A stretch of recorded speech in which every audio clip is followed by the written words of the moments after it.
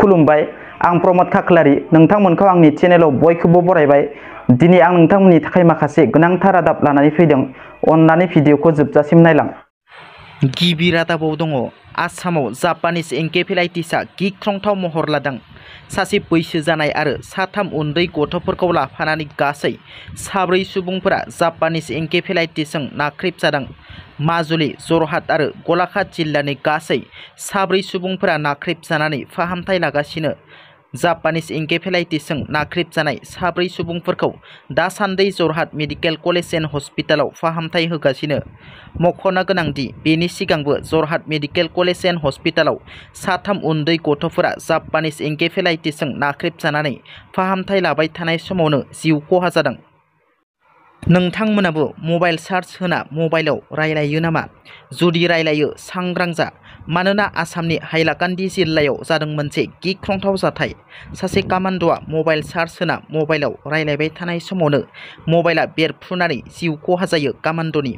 हाइलाकान्दि जिल्लानि बिरसारायाव शिबसागर जिल्लानि अमरज्योति टाइट मुंनि सासे कामान्ड' बेटेलियनआ केम्पआव मबाइल चार्ज होना मबाइलाव रायलायबाय थानाय समावनो हरखाब मबाइला बेरफ्रुनानै जायगायावनो जिउ खहा जायो कामान्ड' बेटेलियननि।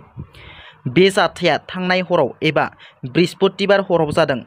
कामान्ड' अमरज्योति टाइटनि गोथै देहाखौ दायो सिलचर मेडिकेल कलेज एन्ड हस्पिटालाव दोननाय जादों होनना मिथिनो मोननाय जादों। राजखान्थि दावहानि उनाव बर' हारिनि गेजेराव धोरोमनि दावहाया जागायबाय नामा? मानोना समाजारि बिजोङाव गोसारदों बिबार बाथौ आरो बोलि बाथौनि बिदान्थे। बिनि सायाव बर' थुनलाइ आफादनि गाहाय नेहाथारि नीलकान्त गयारिनि बिबुंथि। मोन्नैबो धोरोम आफादखौ ज' जानानै थाबैनो जेंना सुस्रांनो दाबि। मोन्नैबो धोरोम आफादनि दैदेनगिरिफोरखौ बिजिरनानै गोरोबहोनो खावलायदों आरो जुदि बेखौबो हायाब्ला बर' थुनलाइ आफादा जेंनाखौ सुस्रांना होनो थाखाय दिनैनि दिनाव थियारि होनना बिबुंथि लाखिदों बर' थुनलाइ आफादनि गाहाय नेहाथारि नीलकान्त गयारि बिथाङा। गेलेमु बिथिङाव फिन बर' हारिनि थाखाय गोग्गाथाव रादाब। आसाम स्टेट नैथि रेंकिं बेडमिन्टन टुर्नामेन्टआव 3 बर'नि फिसाफोरा नैथि राउन्डआव जायगा आवग्रिनो हादों। आसाम स्टेट नैथि रेंकिं बेडमिन्टन टुर्नामेन्टआव क'क्राझारनि 3 गेलेगिरिफोरा सेथि राउन्डआव देरहानानै नैथि राउन्डआव जायगा आवग्रिनो हादों। आन्डार 15आव सानै प्रियरन्जन महिलारि आरो कमल ब्रह्मआ आरो आन्डार 13आव बिबास ब्रह्मआ देरहानानै नैथि राउन्डआव जायगा आवग्रिनो हायो। छत्तीसगढ़आव फिन भारतारि रैखाथि हान्जा आरो नाक्सालिफोरनि गेजेराव गिख्रंथाव गुलि गावलायनाय। बे गावलायनायाव 7 नाक्सालिफोरनि जिउ खहा जायो।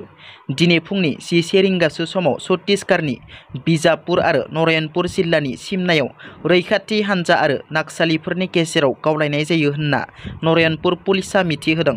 दिनै फुंनि 11 रिंगासो समाव नारायणपुर जिल्ला आरो बिजापुर जिल्ला सिमनानि हाग्रा ओनसोलाव रैखाथि हान्जाया नारायणपुर, बास्तार आरो दान्तेवाड़ा पुलिसनि हेफाजाबाव जथायै अपारेसन खालामनायाव 7 नाक्सालिफोरनि जिउ खहा जायो।